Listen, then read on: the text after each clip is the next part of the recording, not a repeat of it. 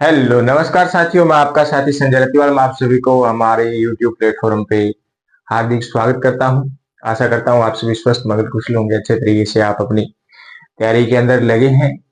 तो अभी 2025 के अंदर वैकेंसियां ही वैकेंसियां हैं, तो समय न गवाएं, तुरंत प्रभाव से अपनी बुक उठाएं और चले तैयारी की ओर। अच्छे तरीके से पढ़ रही होंगी, आशा करती हैं कि आपकी तैयारी जो है अच्छी चल रही होगी। तो हम प्रारंभ करते हैं आज की क्लास राजस्थान के किले व दुर्ग। उससे पहले एक अच्छा सा दोहा हो जाए। रैदास जी का दोहा है, प्रेम पंथ की पाल की रैदास बैठियो आए, सांचे सामी मिलन को, सांचे सामी मिलन को आनंद क्यों न जाए। रैदास जी कहते हैं कि वे प्रेम मार्ग रूपी पालकी में बैठकर अपने सच्चे स्वामी से मिलने के लिए चले हैं। उनसे मिलने की चाह का आनंद है, उनसे मिलने की चाह का आनंद ही आनंद है। तो उनसे मिलकर आनंद की अनुभूति को तो क्या ही कहना है। इसी प्रकार अगर हमें नौकरी मिल जाती है साथियों, तो आनंद ही आनंद है। नौकरी मिलने के बाद यानी नौकरी से मिलने के बाद की बात करें हम, तो उसके बाद में आप समझते हो, है ना, रिश्तेदार घर पे आने लग जाएंगे फिर। अरे भाई मान तो बेरो हो, थालडो छोरो बड़ो ही समझदार है, पढ़िया करतो हो रात ने, दिन में ना माने दिखा करतो हो, या बिया की बात करेगा। तो बात करते हैं राजस्थान के दुर्ग। कला एवं संस्कृति के अंदर हमारा टॉपिक चल रहा था राजस्थान के दुर्ग। राजस्थान के दुर्ग के अंदर हम पढ़ेंगे आज कुंभलगढ़। कुंभलगढ़ दुर्ग की बात करें तो कुंभलगढ़ दुर्ग जो है, इसका निर्माण किसने करवाया? कुंभल से कुंभा ने करवाया। किसने करवाया मेरे साथियों? महाराणा कुंभा ने क्या करवाया था? इसका निर्माण करवाया था। किसने करवाया निर्माण? चलो साथियों, ये बताओ कि कुंभलगढ़ दुर्ग जो है किस जिले के अंदर है। इसके बाद में हम चलते हैं कुंभलगढ़ दुर्ग की ओर जानकारी बटोरने के लिए। तो देखो, कुंभलगढ़ दुर्ग के अंदर हम पढ़ते हैं कि इसके अंदर क्या है, सबसे ऊपर एक कटारगढ़ दुर्ग है। क्या है? एक कटारगढ़ दुर्ग है। इस कटारगढ़ के अंदर क्या हुआ मेरे साथियों? महाराणा प्रताप का जन्म हुआ था, है ना। महाराणा प्रताप का क्या हुआ था? जन्म हुआ था। इसी कटारगढ़ दुर्ग को कहते हैं कुंभलगढ़ की या मेवाड़ की आंख, कहती है ना। ठीक है, इसी कुंभलगढ़ के अंदर हम बात करें इसी कटारगढ़ दुर्ग की, तो इसको कहते हैं मेवाड़ की संकटकालीन राजधानी। समझ में आई बात? तो कुंभलगढ़ दुर्ग क्या है? इसके अंदर महाराणा प्रताप का जन्म हुआ था। बाकी कुंभलगढ़ के अंदर जो कटारगढ़ है, इसके जानकारी हम राजस्थान हिस्ट्री के अंदर पढ़ चुके हैं, तो वहां से भी आप देख सकते हो। अगर आपने क्लास देखी है तो आपको ये कटारगढ़ के बारे में जानकारी है। फिर हम बात करें कुंभलगढ़ दुर्ग की ऊंचाई के बारे में। ऊंचाई के बारे में एक स्टेटमेंट है ना, जल्दी जल्दी स्टेटमेंट छाप दो कुंभलगढ़ की ऊंचाई के बारे में। फिर हम बात करें कुंभलगढ़ की लंबाई के बारे में। लंबाई के बारे में भी कुंभलगढ़ के बारे में कुछ बातें हैं। फिर हमें इसकी चौड़ाई की ओर बात करें। लो जी, चौड़ाई और आगे चौड़ाई के बारे में भी कुछ बात है। तो चलते हैं ऊंचाई पे। अबुल फजल जो है, अबुल फजल जी ने एक स्टेटमेंट दी थी कुंभलगढ़ दुर्ग की ऊंचाई के बारे में, कि ये जो दुर्ग है ना, कुंभलगढ़ दुर्ग जो है, इतनी बुलंदियों पे बनाया है कि नीचे से ऊपर देखने पर सर की पगड़ी गिर जाती है। अबुल फजल का स्टेटमेंट है ये। अबुल फजल ने बात की थी कुंभलगढ़ दुर्ग की ऊंचाई के बारे में, कि ऊंचाई पे बना हुआ है ये किला, कि अगर हम नीचे स्थल पे खड़ के और ऊपर देखें कुंभलगढ़ की ओर, तो कहती है कि सर की जो पगड़ी है ये नीचे गिर जाती है। किसने कहा था? अबुल फजल ने कहा था। यह बात ध्यान में रखनी है। फिर हम बात करें लंबाई की। किसकी? लंबाई की। इसकी जो लंबाई है, इसकी जो दीवार है, ये क्या है? 36 किलोमीटर लंबी दीवार है। 36 किलोमीटर लंबी दीवार है। फिर हम बात करें इसकी चौड़ाई की, तो कहते हैं इसकी चौड़ाई यानी 8 घुड़सवार, 8 घुड़सवार है जो एक साथ यहां पे दौड़ सकती हैं, भाग सकती है। 8 घुड़सवार एक साथ, 8 घोड़े जो है एक साथ एक लाइन के अंदर, ऐसे नहीं आगे पीछे नहीं, बरोबर के अंदर 8 घोड़े जो है एक साथ चल सकते हैं। यहां पे इतनी इसकी चौड़ाई के बारे में बात करते हैं। ठीक है ना। तो ये बात बस स्टेटमेंट है, ये आपको समझना है, ध्यान में रखना है कि अबुल फजल ने ऊंचाई के बारे में कहा था कि इतनी ऊंचाई, इतनी बुलंदियों पे बना हुआ किला है कि नीचे से ऊपर देखने पे सर की पगड़ी नीचे गिर जाती है, और इसकी लंबाई जो 36 किलोमीटर है। अगर आप कुंभलगढ़ दुर्ग की इमेज देखते हो तो आपको पहले दीवार ही दिखाती है, इसकी जो लंबाई है उसकी दीवार की लंबाई जो है वो दिखाती है। चौड़ाई की बात करें, दीवार की जो परकोटा है उसकी चौड़ाई की बात करें तो इतना चौड़ा है कि उस पर 8 घुड़सवार एक साथ दौड़ सकती है। ठीक है, बहुत बढ़िया, चलती है आगे हम बात करें। जब अबुल फजल की बात करें तो फिर हम जेम्स टोड को भी पीछे क्यों छोड़े? किसको साथियों? जेम्स टोड को भी पीछे क्यों छोड़े? जेम्स टोड जी को भी लेके चलती है। जेम्स टोड जी है ना, जो वो इस दुर्ग की तुलना करती हैं, इस दुर्ग की तुलना करती हैं अपने भारत से बाहर एक दुर्ग है, अपने भारत से बाहर एक दुर्ग है एट्रुस्कन। कौन सा? एट्रुस्कन दुर्ग से तुलना कर दिया कि जैसा का जैसा एट्रुस्कन है वैसा ही दुर्ग क्या है? कुंभलगढ़ है। तो लिख लो,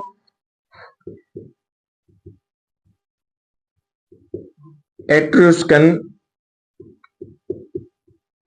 दुर्ग से तुलना कौन करता है? तो बता देना, कर्नल जेम्स टोड जी जो है इस दुर्ग की विदेशी दुर्ग के साथ तुलना करते हैं। फिर हम बात करें कुंभलगढ़ दुर्ग के अंदर इमारतें, दार्शनिक स्थल कौन से हैं? तो कुंभलगढ़ के अंदर दार्शनिक स्थल हम कुंभलगढ़ पढ़ के आए हैं, तो वहां पे अभी हमने पढ़ा था कि इसके अंदर क्या क्या चीजें हैं। तो अगर आपके ध्यान में है कुछ बातें तो आप जल्दी जल्दी कमेंट बॉक्स के अंदर बताइए कि यहाँ पे क्या है। यहाँ पे है झाली रानी का मालिया, स्वरूप दे जो थी ना उसका क्या है? यहाँ पे मालिया है, झाली रानी का मालियो, समझो नहीं? आज आप जखन सुबारो का वो मालियो है पहला।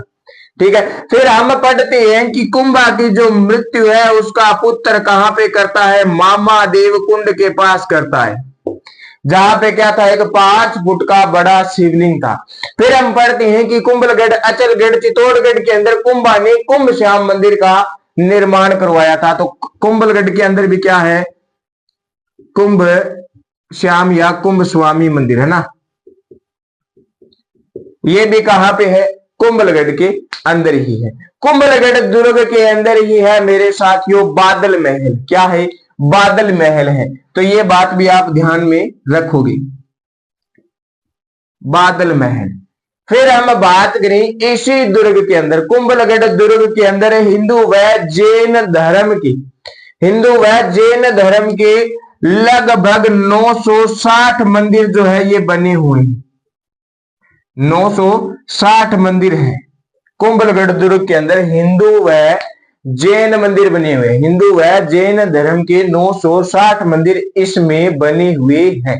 ये बात आपको ध्यान में रखनी है। किसके बारे में? कुंभलगढ़ दुर्ग के बारे में। फिर अगर हम इससे आगे चलते हैं तो इसके अंदर पोल जो आती हैं, प्रमुख जो प्रवेश द्वार है उनकी बात करते हैं कि कुंभलगढ़ दुर्ग के प्रवेश द्वार कौन से हैं। इनसे प्रश्न पूछते भी हैं, इनसे प्रश्न पूछते तो है ही, बिल्कुल पूछते हैं। तो हम लिखते हैं प्रवेश द्वार, कुंभलगढ़ दुर्ग के प्रवेश द्वार। सबसे मैं पहले लिखूं औरठ पोल।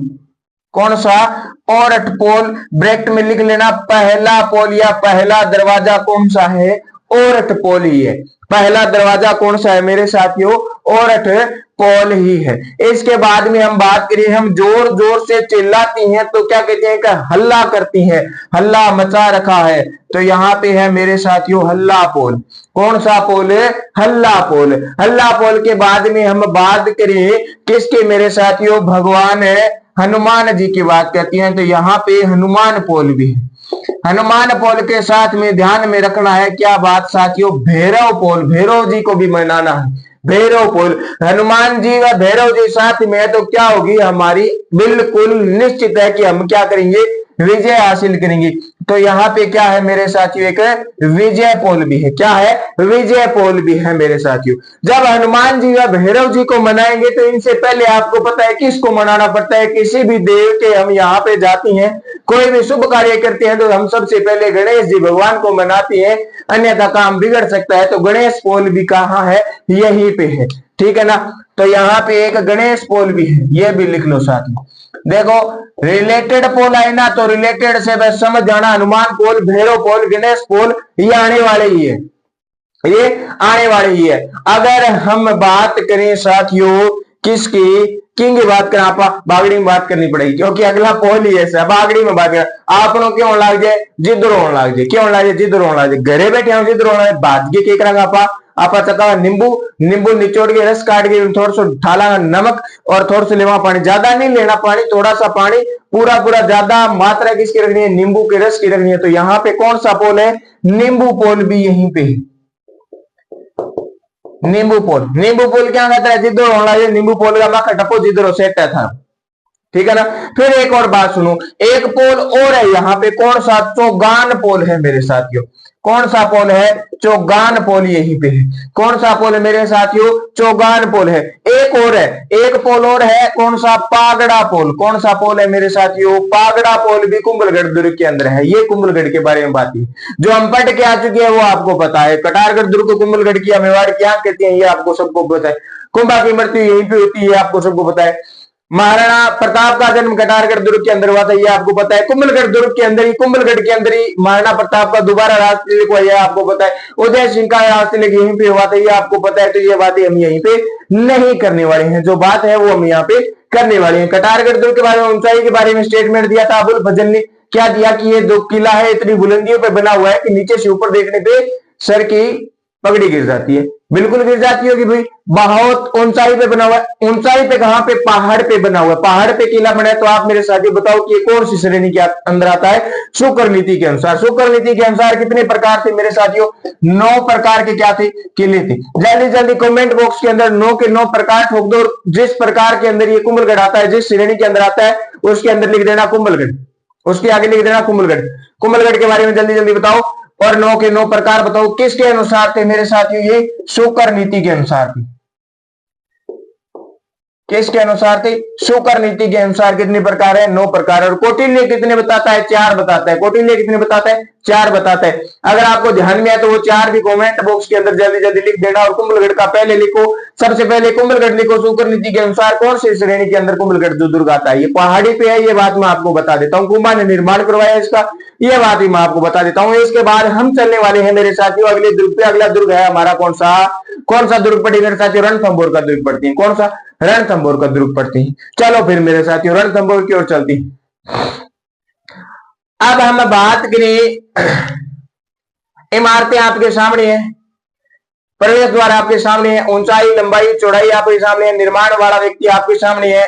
9 प्रकार में से प्रकार आपको बताना है। कुंभलगढ़ जो है किस जिले के अंदर है, हाँ जी, कुंभलगढ़ जो है किस जिले के अंदर है, तो जिला लिख लो। आपने कमेंट नहीं किया, मैं देता हूं कमेंट में।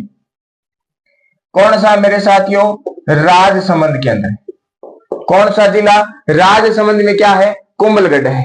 राजसमंद में क्या है, कुंभलगढ़ है। कुछ कमेंट मैं नहीं देख पा रहा क्योंकि कमेंट आप कर ही नहीं रहे, आपको पता ही नहीं है। गिरिदुर्ग के अंदर आता है, कौन सी श्रेणी है, गिरिदुर्ग की श्रेणी के अंदर कुंभलगढ़ आता है, क्योंकि पहाड़ी पे बना हुआ किला है। बाकी जो 8 श्रेणियां बची है वो आप कमेंट में बताओ। एक मैंने आपको बता दी कुंभलगढ़ वाली, बाकी आप जो 8 श्रेणियां हैं वो आप बताओ जल्दी जल्दी। चलती है हम अगली क्लास की ओर, सॉरी अगले दुर्ग की ओर, अगले दुर्ग की ओर। अगला दुर्ग कौन सा पड़े मेरे साथियों, रणथंभौर पड़ती है। जल्दी जल्दी बताओ, रणथंभौर। अभी हमें राजस्थान हिस्ट्री के अंदर पढ़ के आए हैं कि रणथंभौर दुर्ग के बारे में कुछ बात करके आए, तो रणथंभौर दुर्ग कौन से जिले के अंदर आता है ये आपको बताना है। जिस जिले के अंदर आता है उस जिले की स्थापना बतानी है, किसने की थी। सन नहीं बताना, उस जिले की स्थापना बतानी है किसने की थी। हाँ बिल्कुल,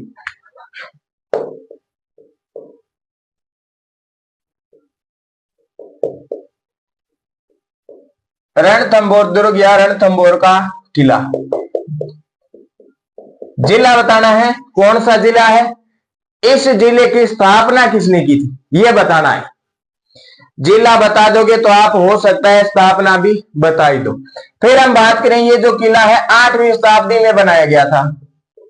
कौन सी शताब्दी में, 8वीं शताब्दी में। इससे पहले कहते हैं कि इस किले का निर्माण 5वीं शताब्दी में हो चुका था, लेकिन दोबारा 8वीं शताब्दी में करवाया गया। हमें 8वीं शताब्दी वाला ही ध्यान में रखना है। 8वीं शताब्दी के अंदर किसने करवाया? चौहान राजाओं के द्वारा निर्माण करवाया गया था। चौहान वंश के जो राजा थे, शासक थे, उनके द्वारा 8वीं शताब्दी में रणथंभौर दुर्ग जो है इसका निर्माण करवाया गया। बहुत बढ़िया। अभी हम बात करते हैं रणथंभौर की आगे। रणथंभौर की आगे 8वीं शताब्दी में चौहान राजाओं में से तो निर्माण करवा दिया, लेकिन उस समय जो चौहान राजा था उसकी बात करें हम, वो राजा कौन था उसकी बात करती है। देखो, कुंभा ने निर्माण करवाया कुंभलगढ़, चित्रांग मौर्य ने निर्माण करवा दिया चित्तौड़गढ़, है ना। रणथंभौर की बात करें, चौहानों के अंदर जो राजा था इस समय जिसने निर्माण करवाया उसका नाम मिलता है रणथंभदेव। क्या? रणथंभदेव ने इस किले का निर्माण करवाया। निर्माण करवाया, ठीक है। हम पढ़ते हैं कि हमारी जो पृथ्वी है उसकी आकृति कैसी है, उसकी आकृति बताते हैं कि अंडाकार है। क्या है? अंडाकार है। पूरी गोल नहीं है ना, पूरी गोल नहीं है, अंडाकार आकृति के अंदर ही ये जो रणथंभौर किला है ये बना हुआ है। अंडाकार आकृति के अंदर क्या है? रणथंभौर किला बना हुआ है। दूर से देखने पे, दूर से देखने पे दिखाई नहीं देता है, दिखाई नहीं देता है। क्यों नहीं देता है? क्योंकि ये 7 पहाड़ियों से घिरा हुआ किला है। 7 पहाड़ियों से घिरा हुआ किला है, इसीलिए ये क्या है? दूर से देखने पे दिखाई नहीं देता। 7 पहाड़ियों से घिरा है, जंगल से घिरा है। तो आप मेरे साथियों ये बताओ कौन सी श्रेणी के अंदर आने वाला है? कौन सी श्रेणी के अंदर ये किला जो है आने वाला है? पहाड़ी पे बना हुआ है, 7 पहाड़ियों से घिरा हुआ है, वन के अंदर जंगल होती है, पेड़ पौधे होते हैं, उनसे घिरा हुआ है। ठीक है, तो आपको बताना है किस श्रेणी के अंदर आने वाला ये किला है। शुक्र नीति के अनुसार कौन सी श्रेणी के अंदर ये किला आने वाला है। ठीक है, इस किले के बारे में भी अबुल फजल ने स्टेटमेंट दी है। पहले हम पढ़ के कुंभलगढ़, कुंभलगढ़ में भी अबुल फजल ने स्टेटमेंट दी, इस किले के अंदर भी अबुल फजल जी ने स्टेटमेंट दी। ये जो किला है 7 पहाड़ियों से घिरा हुआ है, इसलिए अबुल फजल स्टेटमेंट देती हैं कि अन्य सभी दुर्ग नंगे हैं, निवस्त्र है, जबकि यह किला रणथंभौर का किला जो है ये बख्तरबंद है, इसने कपड़े पहन रखे, दिखाई नहीं देता है ना। अभी हमें निवस्त्र है, पार्थ वस्त्र धारण किसने कर लिए थे? रणथंभौर ने कर लिए थे, बाकी निवस्त्र है। ठीक है, अन्य सभी दुर्ग जो है नंगे हैं। रणथंभौर का किला है ये क्या है? बख्तरबंद है, क्योंकि 7 पहाड़ियों से वन से घिरा हुआ किला है, दूर से देखने पे दिखाई नहीं देता है, इसीलिए कहते हैं बख्तरबंद है। ठीक है, अबुल फजल की बात ध्यान में रख लेना। अन्य सभी किले या दुर्ग क्या है? नंगे हैं, जबकि यह दुर्ग बख्तरबंद है। ये स्टेटमेंट देती हैं अबुल फजल। कुंभलगढ़ के अंदर स्टेटमेंट दी है वो अलग है, यहाँ पे रणथंभौर में स्टेटमेंट दे रही है ये अलग है। दोनों स्टेटमेंट अलग अलग है, कंफ्यूज मत हो जाए, इधर वाली उधर और उधर वाली इधर मत कर देना। ठीक है ना। अब बात करें हम इमारतों की, प्रमुख दार्शनिक स्थल की बात करती है, दर्शन करने वाली जगह कौन कौन सी, आप जाओ तो देख के भी आना। ठीक है ना। इमारतें की बात करती हैं, इसके अंदर कहते हैं जोगी महल है। कौन सा महल है? जोगी महल है जी, बिल्कुल। सुपारी महल भी इसी के अंदर है। कौन सी महल है? सुपारी महल। वर्तमान में कौन कौन सी सुपारी चल रही है जो आप खाते हो? जल्दी जल्दी कमेंट बॉक्स में छाप दो कौन कौन सी खाती हो, है ना। फिर यहाँ पे भंडार है, जोरा बोरा का भंडार, ये भंडार है, ये भी इमारत के अंदर ही आता है। बहुत बढ़िया बात चली। इस किले पे कहते हैं कि अकबर ने अधिकार कर लिया था और अकबर इस किले के अंदर अपने पैसे डालता था, उनको कहते हैं टकसाल। अकबर की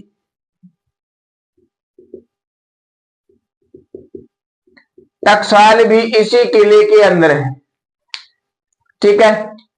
और देखो और इसके अंदर क्या है, इस किले की हम बात करें, जब इस किले के अंदर शाका होता है तो इस समय हमीर देव शासक होता है यहाँ पे, और हमीर देव की पुत्री जो है वो रणथंभौर के किले के ऊपर ऊपर की मंजिल पे जाके, लास्ट मंजिल पे जाके वहां से छलांग लगाती है। वो छलांग कौन से तालाब में लगाती है, लगाती कौन है, यानी हमीर की पुत्री का नाम क्या है, और जिस तालाब में छलांग लगाती है उस तालाब का नाम बताओ, वो भी यहीं पे है। लेकिन तालाब लगाने से पहले वो रणथंभौर को प्रणाम करती है, और एक रणथंभौर मंदिर भी है जिसको वो प्रणाम करके उस तालाब के अंदर छलांग लगाती है।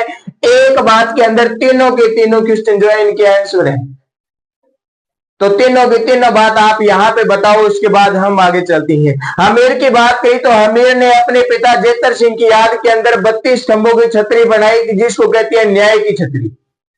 कितने खंभों की छतरी, 32 खंभों की छतरी। कौन सी छतरी है, न्याय की छतरी है। न्याय की छतरी इसलिए कि हमीर यहाँ पे न्याय करता था, तो हमीर की बात करते हैं वापस आगे ही। हमीर की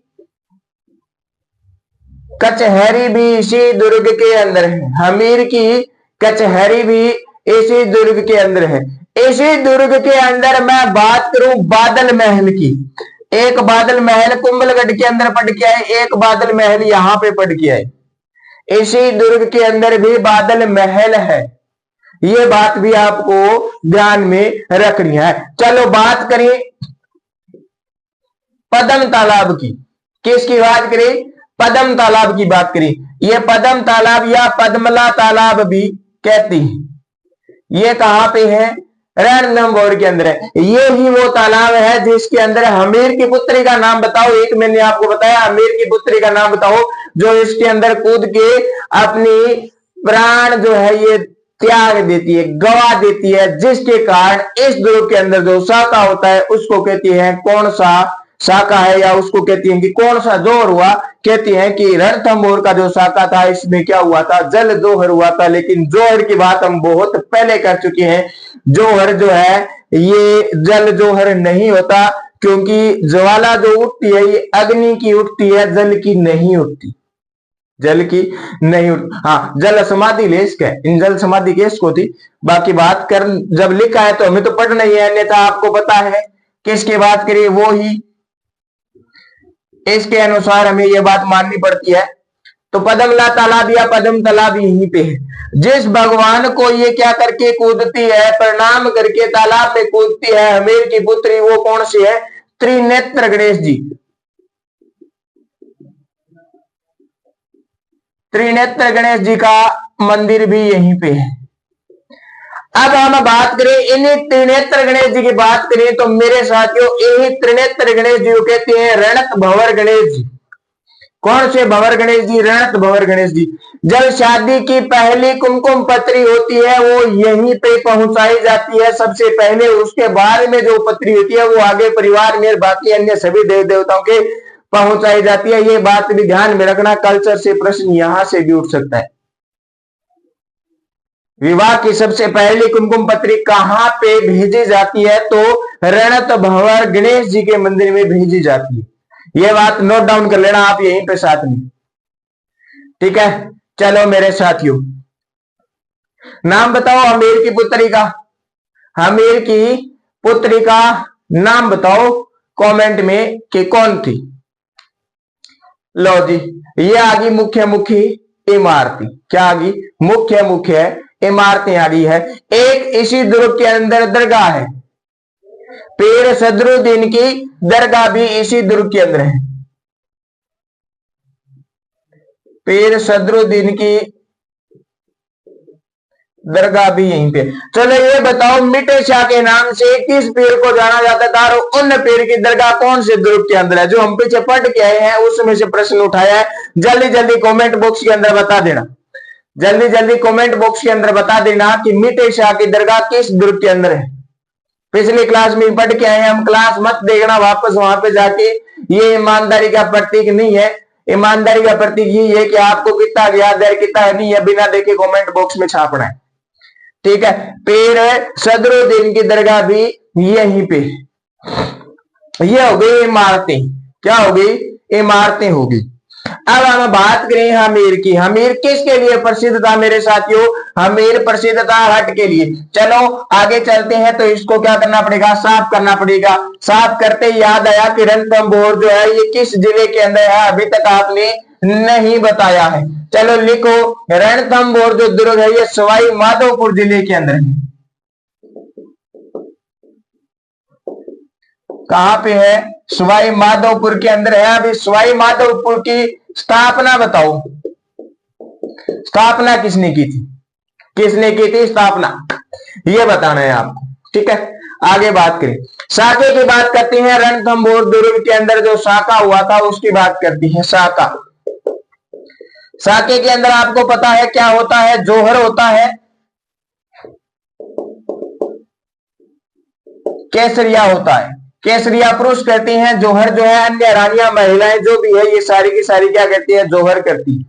जौहर का मतलब ये है कि युद्ध करने से एक दिन पहले सारी की सारी दुर्ग की जो महिलाएं हैं ये जल अग्नि के अंदर अपने आप को प्रवेश कर लेती है और अग्नि स्नान कर लेती है, जिसको कहते हैं जौहर। केसरिया होता है, केसरिया कलर के कपड़े धारण करके पुरुष जो है ये युद्ध के मैदान में उतरते हैं। इनका एक ही मकसद होता है कि सामने वाले कि जनता है, सेना है, जिसको जितना ज्यादा नुकसान पहुंचाया जा सके नुकसान ही देना है, अन्यथा हम तो खत्म होने वाली है। साका कब होता है? जब सामने वाली पार्टी जो है युद्ध करने वाली उसकी सेना ज्यादा है और हमारी सेना कब है? जब साका फिक्स है, निर्धारित यह होना ही हो रहा है, तब साका करती है। इनको पता चल जाता है कि इस युद्ध के अंदर हम जीतने वाले नहीं है।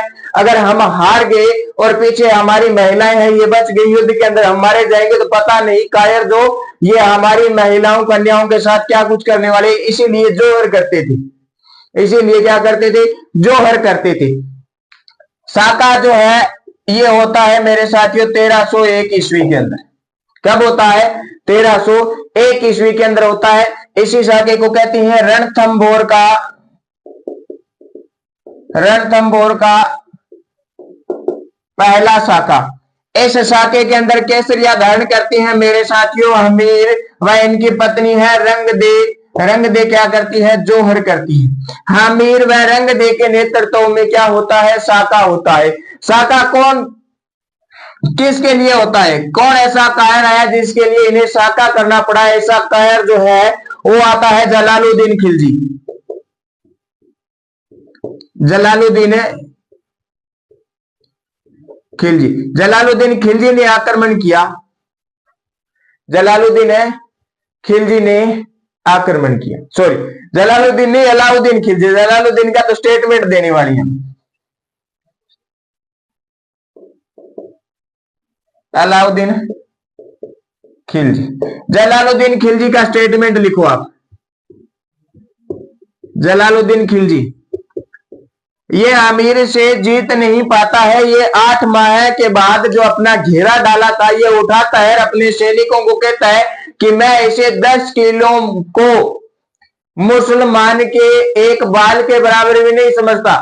ऐसा कह के वो अपना घेरा उठा लेता है, लेकिन बाद में क्या होता है? अलाउद्दीन खिलजी जलालुद्दीन खिलजी को मार देता है। आपस के अंदर ये दामाद ससुर का संबंध रखते हैं, वैसे चाचा भतीजा का संबंध रखती है।